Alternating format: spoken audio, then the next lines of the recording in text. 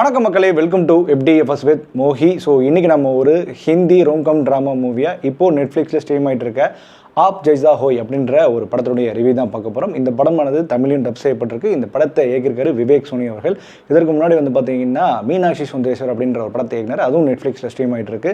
So இந்த படத்தை lead பண்ணியிருக்காங்க மாதவன் அண்ட் ஃபாத்திமா அவர்கள். ஸோ இந்த படம் வந்து பார்த்திங்கன்னா ஒரு ஜெண்டர் ஈக்குவாலிட்டி பற்றி பேசக்கூடிய படம். ஸோ இந்த படத்தில் எந்த அளவுக்கு அதை பேசியிருக்காங்க அண்ட் இந்த படம் ஒர்க் அவுட் ஆகிருக்கான்றதை டீட்டெயிலான ரிவ்யூவில் பார்ப்போம்.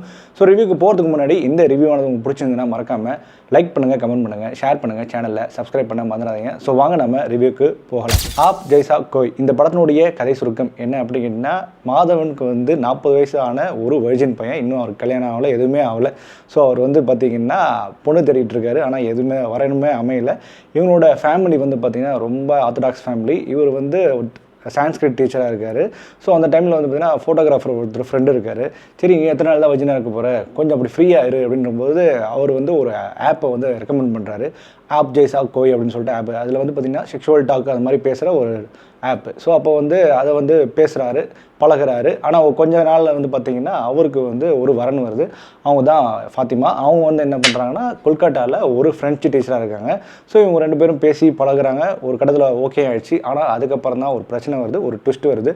ஸோ அதுக்கப்புறம் அவங்க லைஃப்பை எப்படி மூவ் ஆன் பண்ணாங்க அப்படின்ற கதையினுடைய தான் இந்த நகரப்படுது. ஓகே, இந்த படத்தினுடைய பாசிட்டிவ் நெகட்டிவ் பற்றி பேசுவோம். இந்த படத்தினுடைய பாசிட்டிவ் அப்படிங்கிறதுனா கண்டிப்பாக சினிமாட்டோகிராஃபி சொல்லியே ஆகணும். ஒவ்வொரு ஃப்ரேமே ரொம்ப அழகாக கலராக செலுத்திக்கிருக்காங்க அப்படின்னு தான் சொல்லணும். எஸ்பெஷலி கொல்கத்தா வந்து காட்டப்பட்ட விதம் ரொம்பவே சிறப்பாக இருந்தது. ஒரு மூமெண்ட் இருக்கும், ஒரு பஸ் ஸ்டேஷனில் வந்து 2 பேர் பேசிகிட்டு இருப்பாங்க. அந்த மூமெண்ட்டே ரொம்ப சூப்பராக இருந்தது, ஒரு லைவ்லியாக இருந்தது.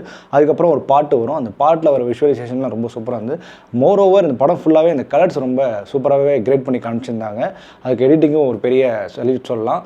அண்ட் மோரோவர் வந்து பார்த்திங்கன்னா இந்த படத்தில் வந்து ஜஸ்டின் பிரபாகர் வந்து இசையமைச்சிருக்காரு. பாடல்களாக இருக்கட்டும் இல்லை பேக்ரவுண்டாக இருக்கட்டும், இந்த 2மே சரி இந்த படத்துக்கு கரெக்டாகவே அந்த லைனை பிடிச்சி அப்படியே போயிட்டே இருக்காங்கன்னு தான் சொல்லணும். அது கரெக்டாக அமைஞ்சிருக்குன்னு சொல்லலாம். இதற்கு இன்னொரு காரணம் வந்து பார்த்திங்கன்னா மீனாட்சி சுந்தரேஸ்வர். அதுலேயும் வந்து பார்த்திங்கன்னா ஜஸ்டின் பிரபாகர் மியூசிக் பண்ணியிருப்பார், இதுலேயும் பண்ணியிருக்காரு.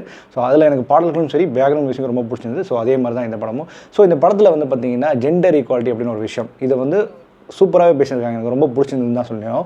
ஏன்னா இவர் இந்த ஆப் யூஸ் பண்ணுறாரு, அப்போது இன்னொரு ஆப்போசிட்டில் ஒரு பொண்ணு யூஸ் பண்ணுறாங்க. ஆனால் அவங்க யூஸ் பண்ணால் தப்பு, இவர் யூஸ் பண்ணால் தப்பு இல்லை அப்படின்றது, அது கரெக்டாக இருக்குன்றது அந்த விஷயத்தை பேசுகிற விதம் ரொம்ப நல்லா இருந்தது. நீ தான் வந்த, அப்போ உனக்கு பிரச்சனை இல்லையா, அப்போ நான் வந்தால் மட்டும் ஏன் இவ்வளோ கொஸ்டின் கேட்குறேன், ஏன் பொண்ணுன்னா இது ஆசைப்படக்கூடாதா, பொண்ணுங்களை இது லைக் பண்ணக்கூடாதா, பொண்ணுங்க இதுக்குள்ளே வரக்கூடாதா, பொண்ணுங்க வேறு என்ன தான் உங்களுக்கு பண்ணும், வீட்டில் சமைச்சு கொடுணுமா அப்படின்ற பேசுகிற ஒரு ஈக்குவாலிட்டி படம். ஸோ அது கரெக்டாகவே சொல்லியிருந்தாங்க. அண்டு இந்த பொண்ணு வீட்டு சைடில் வந்து எல்லாமே புரிஞ்சுக்கிட்ட ஒரு பொண்ணு வீடாக இருக்குது. அதேமாதிரி அதில் இருக்கிற மிக்ஸ்ட் ஆஃப் பீப்புள்ஸ், அந்த ஃபேமிலியே வந்து பார்த்திங்கன்னா பயங்கரமான ஒரு ரொம்ப ஃப்ரீ ஓப்பன் மைண்டடான ஒரு மக்கள். அது அந்த ஃபேமிலியை காட்டின விதமாக இருக்கட்டும். இங்கே வந்து பார்த்திங்கன்னா பயங்கர ஆர்த்தடாக்ஸ் ஃபேமிலி. எஸ்பெஷலி பார்த்திங்கன்னா இவருக்கு ஒரு அண்ணன் இருப்பார், அவங்க அண்ணனுக்கும் அவங்க ஒய்ஃபு. ஸோ இவங்க அவங்க அண்ணன் வந்து பார்த்திங்கன்னா ரொம்ப மேல் டாமினேட்டடான ஒரு பையன். ஸோ அவர் பண்ணுற விஷயங்களை பார்த்தா நம்மளுக்கு இரிட்டேட் ஆகும். ஸோ ஒரு கட்டத்தில் அவருக்கு ஒரு சில விஷயம் புரிய வைக்கிற அந்த சீக்வன்ஸாக இருக்கட்டும், அவங்களுடைய மகள் வந்து அதை எக்ஸ்பிளைன் பண்ணுற விதமாக இருக்கட்டும், அவங்களுடைய ஒய்ஃப் அதை புரிஞ்சுக்கிட்டு அதுக்கான ரிஃப்ளெக்ஷன் கொடுக்குறதா இருக்கட்டும், இது மாதிரி எல்லா இடத்துலையும் இந்த ஈக்குவாலிட்டி பற்றி பேசுகிறது ரொம்ப நல்லா இருந்தது. அட் த சேம் டைம் வந்து பார்த்திங்கன்னா இந்த படம் மறுபடியும் மீனாட்சி சுந்தரேஸ்வர் வந்து ரிமெம்பர் பண்ணுது. ஏன்னா அந்த படமும் லிட்டரலி இதே மாதிரியான கான்செப்ட்டில் தான் செகண்ட் ஹாஃப் நகரப்படும்.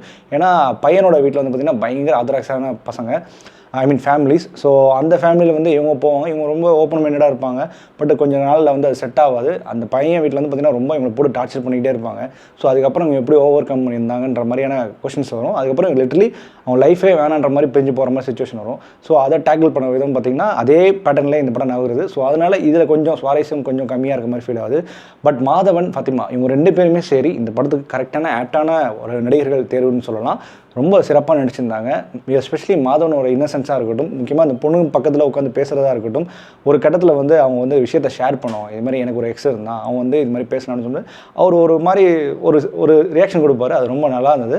அதுக்கப்புறம் அவங்க வந்து ஒரு பிரேக்கப் சீன்ஸ் பற்றி பேசுவாங்க. அந்த பிரேக்கப் சீக்வன்ஸ் இருக்கும். அந்த விஷயத்தில் அவர் பண்ணுற ரியாக்ஷன்ஸ் இருக்கட்டும், நம்மளுக்கே ஒரு கட்டத்தில் மாதவன் மேற்கும் வரும். அந்த மாதிரியான ஒரு நடிப்பு கொடுக்குறதா இருக்கட்டும், மாதவன் ஸ்கோர் பயங்கரமாக இருக்குது. அதுமாதிரி ஃபாத்திமா வந்து பார்த்திங்கன்னா ஈக்குவலாக இந்த படத்தில் சூப்பராகவே பர்ஃபார்ம் பண்ணியிருக்காங்கன்னு சொல்லணும்.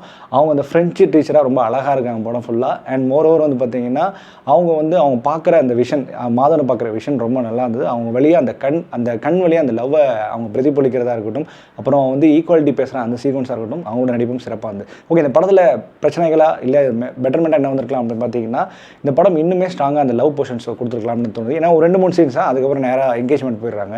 ஸோ இன்னும் கொஞ்சம் லவ் சீன்ஸ் ஆட் பண்ணியிருந்தா இன்னும் கொஞ்சம் வேல்யூ ஆடடாக இன்னும் கொஞ்சம் நல்லா இருந்திருக்கும். ஏன்னா இவங்க 2 பேர்த்துக்கும் வந்து ஒரு கட்டத்தில் என்ன பண்ணுறாங்கன்னா, பிரிஞ்சுக்க முடியாத மாதிரி ஒரு யோசனைகளாக இருந்துட்டு இருக்க மாதிரி காட்டுறாங்க. அதுக்கு வந்து வேல்யூ பண்ணுற மாதிரி அந்த லவ் போர்ஷன்ஸ் இருந்திருக்கலாம். அண்ட் மோர் ஓவர் வந்து பார்த்திங்கன்னா, இதே மாதிரியான கான்செப்ட்டில் மீனாட்சி வந்து பேசுனதுனால என்னமோ நம்மளுக்கு அந்த படம் ஆட்டோமேட்டிக்காக மைண்டில் வந்துட்டு போகுது. ஸோ அதை அவாய்ட் பண்ணுற மாதிரி இன்னும் கொஞ்சம் ஸ்க்ரீன் பிளே இன்னும் கொஞ்சம் நிறைய ஆட் ஆன்ஸ் பண்ணியிருக்கலான்ற மாதிரி தோணுது. இன்னுமே கிறிஸ்பாக இன்னுமே நிறைய விஷயங்கள் ஆட் ஆன் பண்ணியிருந்தால் இன்னும் நல்லா வந்திருக்கும். படம் வந்து 1.25 மணி நேரம் தான். பட் அது கொடுத்த டியூரேஷன் ஓகே, இன்னும் கொஞ்சம் ஸ்லோ பர்ன் ஃபீல் இருக்குது. ஸ்லோ பர்னே இருந்தாலும் கூட இன்னும் கொஞ்சம் நிறைய ஆட் ஆன் சீன்ஸ் இருந்துச்சுன்னா இன்னும் படம் நிறைய உத்து நோக்கி கவனிக்கக்கூடிய படமாக இருக்கும். பேசின டைலாகாக இருக்கட்டும், தமிழில் வந்து டப் பண்ண வருஷனாக இருக்கட்டும், எல்லாமே சிறப்பாக இருந்தது. பட் இன்னுமே ஏதோ ஒரு மிஸ் ஆகுது அப்படின்ற ஒரு ஃபீல் கொடுக்க தான் செய்யுது. ஸோ மொத்தத்தில் இந்த படத்தை பார்க்கலாமா வேணாமா, இல்லை கண்டிப்பாக பார்த்தே தரணுமா? கண்டிப்பாக பார்க்கலாம். ஒரு ஒன் டைம் வாட்சபிளான மூவி என்னை பொறுத்த வரைக்கும். ஸோ இப்போ நெட்ஃப்ளிக்ஸில் தமிழ் டப்பில் ஸ்ட்ரீம் ஆகிட்டு இருக்குது. இந்த மூவிக்கு நம்ம கொடுக்கக்கூடிய ரேட்டிங் என்ன அப்படின்னா 5க்கு 3.25. ஸோ இந்த ரிவ்யூ உங்களுக்கு பிடிச்சிருக்கணும் நான் நம்புறேன். இந்த ரிவ்யூ பிடிச்சிருந்தா மறக்காமல் லைக், கமெண்ட் அண்ட் ஷேர் பண்ணிக்கோங்க. அண்ட் வீடியோவை சப்ஸ்கிரைப் பண்ண மறந்துடுங்க. And stay with me FD Bus with மோகி.